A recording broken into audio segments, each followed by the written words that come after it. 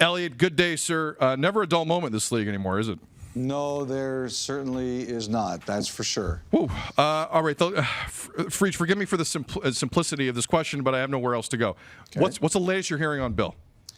Well, I just sent out a blog about an hour ago that the latest I'm hearing is that it looks like the NHL is going to be part of this process. And it might not be until Calgary has finished its investigation, but it looks like he'll have to meet with the League too and explain himself to them.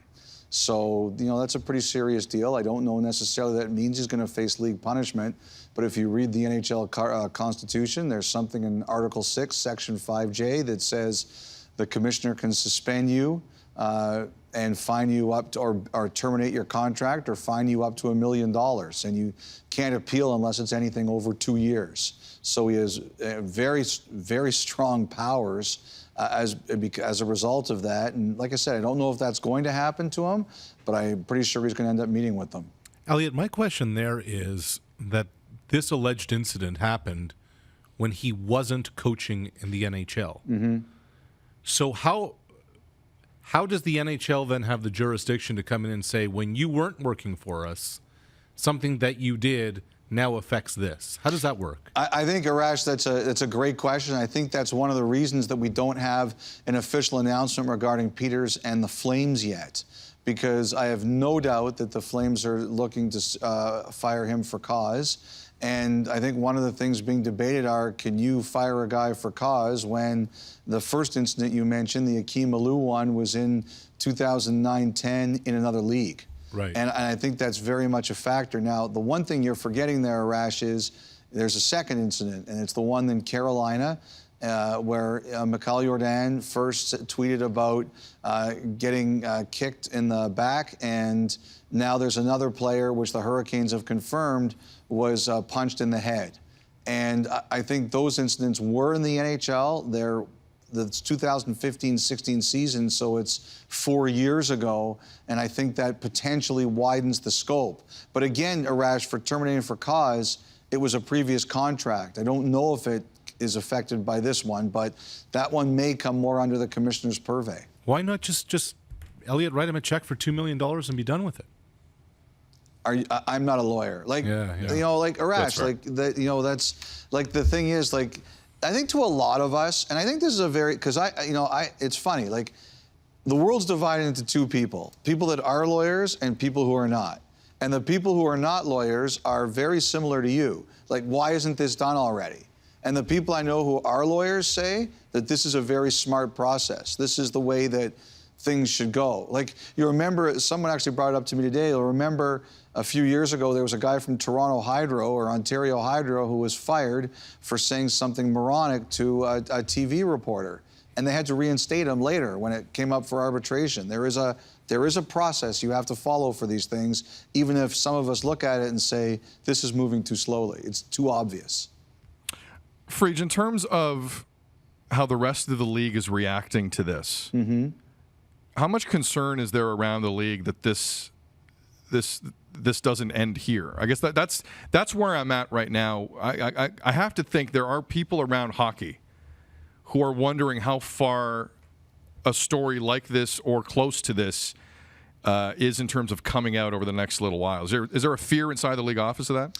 I don't know if the right word is fear. I think everybody expects more. Look at the way that this week snowballed. There's the Babcock, Mike Babcock. There's the Mike Babcock, Mitch Marner thing, and Akeem Alou tweets out about that because Peters used to coach under Babcock, and then Jordan wants to tweet out in support against Bill Peters, and he does. Like, that was a bit of a snowball. So I think we're all kind of wondering, where's the next snowball, or how big is this snowball going to get? Now, I will tell you, I've had a few people say to me that these could be dark days, but you hope that good things will come out of it. Coaching at all levels in hockey, not just the NHL, and really around sports, I think there's less of a tolerance for those methods. And with social media now, the athletes involved, they feel comfortable saying it because it's their own voice and they can control what they say and they don't feel that somebody else controls their message. So I think the simplest way is, I think a lot of us are expecting more to come out, but I think in the long run, there's people who really love hockey who don't want to see hockey get hurt, but they understand that in the long run, it could become a good thing. Like, I don't know if that makes any sense, but that's the way some people explained it to me. No, that makes a lot of Yeah, sense. it does. It does. It makes a lot of sense. I just wonder how far back